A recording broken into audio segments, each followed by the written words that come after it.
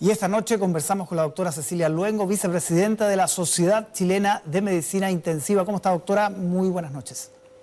Hola, buenas noches, Álvaro.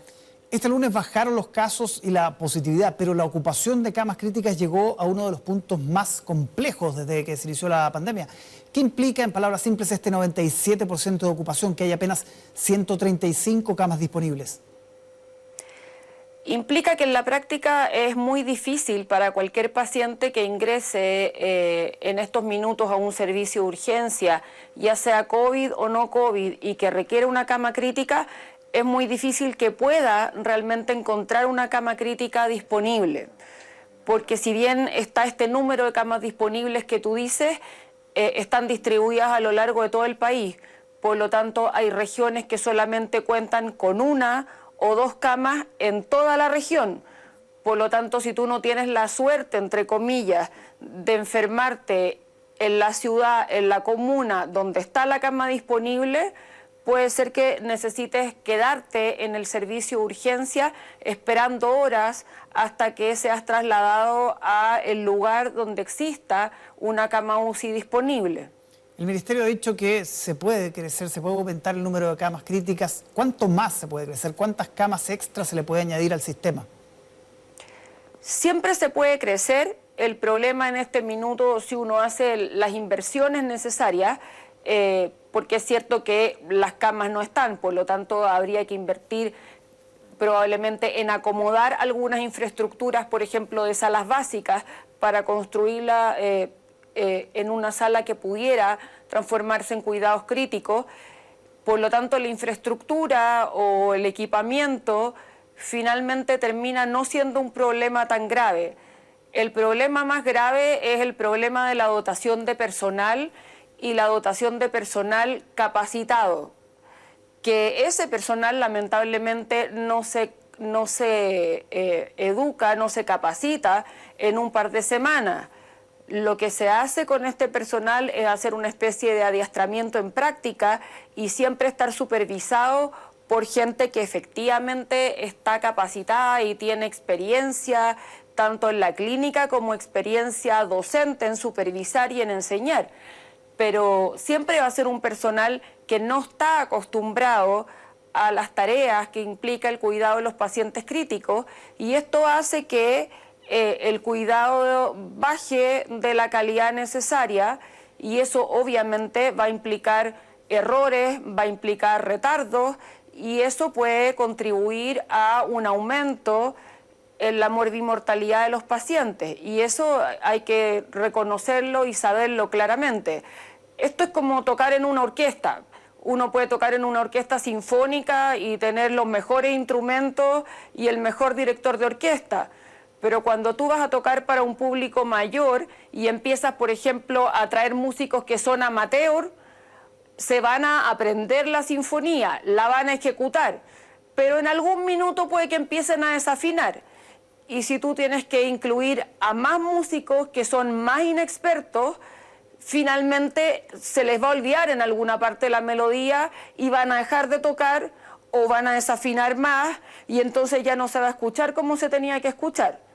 Aquí pasa lo mismo, pero estamos hablando de vidas humanas, no estamos hablando de un concierto o de la baja en la calidad de la comida en el fondo del hospital. Sí, es bueno el ejemplo, ayuda a entender también. Ahora, doctora, hoy día uno de los temas en debate fue la inmunidad de rebaño. El exministro Mañalich dijo no se va a lograr a fines de junio, como ha dicho el gobierno, tal vez en septiembre, otros dicen a fin de año, otros dicen que no se va a lograr nunca. ¿Cuál es la postura que tienen ahí en la Xochimilco? Mira, la verdad es que hay posturas que son diferentes, incluso en nuestra misma sociedad, porque este es un virus que está recién conociéndose y que ahora tiene variantes. Por lo tanto, yo te diría que puede ser cualquiera de esas respuestas, porque depende mucho de cuál sea nuestra velocidad de vacunación versus el lograr bajar el número de contagios. ¿Por qué? Para lograr vacunar a la gente contra la variedad que es más prevalente ahora, antes de que tengamos más casos con alguna variedad o que se genere otra variedad contra la cual las vacunas no sean tan eficientes. y por eso en el fondo va a depender mucho de la velocidad de la vacunación, pero también depende mucho de no seguir aumentando los contagios, porque a medida que aumentan los contagios, la posibilidad del virus de volver a mutar y crear alguna variante que pueda incluso ser más inmune a las vacunas es mayor. Y así no lograríamos efectivamente lograr una inmunidad de rebaño ni en junio, ni en septiembre, ni a fin de año. Perfecto. Y ahora, respecto al esperado quiebre en la curva de contagios, decíamos que las proyecciones apuntan a que la vacunación, las 2 dosis, los 20 días aproximadamente posteriores a esas 2 dosis, deberían dar cuenta de un momento que ustedes estiman ¿cuándo? ¿En junio? ¿En julio? ¿Más allá? Mira, la verdad es que eso también es difícil de predecir, porque si bien existe un calendario de vacunas planificado por el gobierno y que hasta el minuto ha sido bastante eficiente, se ha visto que en las últimas semanas ha habido un poco una baja en el ritmo de vacunación y fundamentalmente también dado por una baja en el número de personas que asisten a vacunarse y que justamente son personas más jóvenes y que en este minuto son las que están llenando las UCI. La cantidad más grande, la frecuencia de pacientes que tenemos ahora en las UCI están entre los 50 y los 69 años, el 55%. Y lamentablemente existe un número que va creciendo, que empezó en alrededor de un 5% y ahora vamos prácticamente en un 15% de pacientes que son menores de 39 años. Y precisamente esta población tiene las características de que es la población que está más activamente trabajando, que es la que está más expuesta, pero que también como es la que trabaja, preconiza o prioriza el trabajo por sobre el irse a vacunar, y en los jóvenes pasa que todavía no tienen asumido el riesgo real, o porque son jóvenes efectivamente, o porque también durante el año pasado se dio mucho el mensaje de que eran las personas mayores y fundamentalmente los mayores de 70 años y que tenían comorbilidades los que tenían más posibilidades de morir por el virus. Y esto era así y es aplicable a cualquier patología prácticamente, porque precisamente esto hace que cualquier persona que sea más vulnerable, tanto por la edad como por otra enfermedad que tenga, obviamente enfrenta de peor manera un cuadro agudo como puede ser la infección por un virus. Pero lo que hay que dejar súper claro es que la respuesta a una infección está determinada en buena parte genéticamente, no por la genética con la que uno nace, sino por la genética que se va adquiriendo con distintas etapas de la vida, dependiendo de distintas exposiciones que uno tenga. Y por eso, por ejemplo, yo puedo enfermarme de una neumonía por una bacteria común y corriente como el neumococo, que es la que más produce neumonía, y tener una neumonía que tenga que tomar antibióticos en mi casa y me dé un poco de fiebre y nada más. Y otra persona de mi misma edad y que tampoco tenga comorbilidades puede tener una neumonía también por un neumococo y tener una respuesta inflamatoria muy importante y terminar choqueado en una UCI, conectado a un ventilador mecánico, con falla respiratoria, etc. Y eso es lo mismo que pasa con la infección por COVID. Hay gente que puede hacer una infección muy leve y hemos visto casos de jóvenes y también de personas de mediana edad o incluso personas mayores, la minoría, pero que han hecho un cuadro leve, y al revés, personas muy jóvenes que hacen cuadros muy floridos, con mucha inflamación, y que esto les lleva a tener una gran inflamación y por lo tanto una gran insuficiencia respiratoria y con daño en otros órganos también. Y son pacientes que han muerto en forma muy catastrófica. Por lo tanto, no se puede establecer una fecha para un punto de quiebre en los contagios. No hasta ahora, y lamentablemente yo te diría que como se ve la disminución de la movilidad, yo lo veo muy difícil, a menos que se establezcan más medidas de fiscalización, menos permisos, porque yo veo la movilidad no ha bajado más de un 20%, lo cual habla de una cuarentena que es absolutamente inefectiva.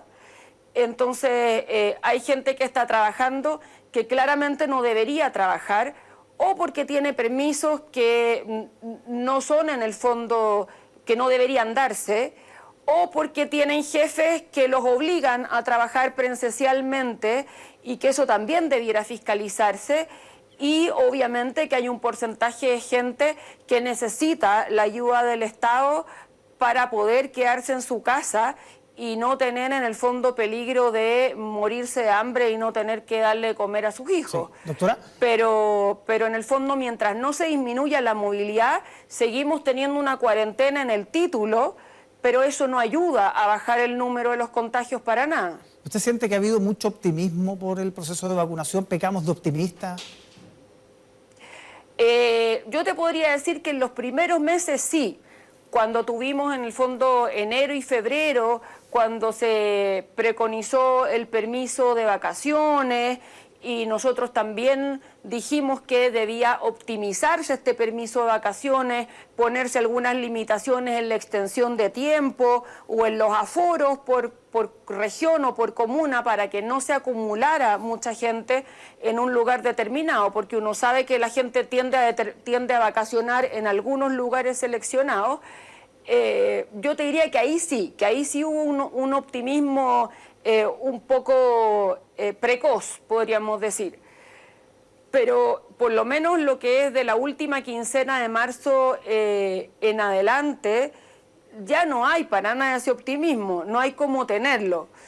Pero lo malo ha sido que no hemos logrado mejorar la disminución de los casos, no hemos logrado transmitir la suficiente sensación del riesgo real que existe, sí, o bien las medidas en el fondo de restricción y de fiscalización para que la gente pueda quedarse en su casa no han sido las suficientes como para poder hacer que la movilidad disminuya y tener una disminución de los casos que se vea reflejada objetivamente en una disminución de los ingresos a las camas de UCI. Sí, finalmente, doctora, el gobierno evita hablar de colapso en los hospitales, evita hablar de la última cama.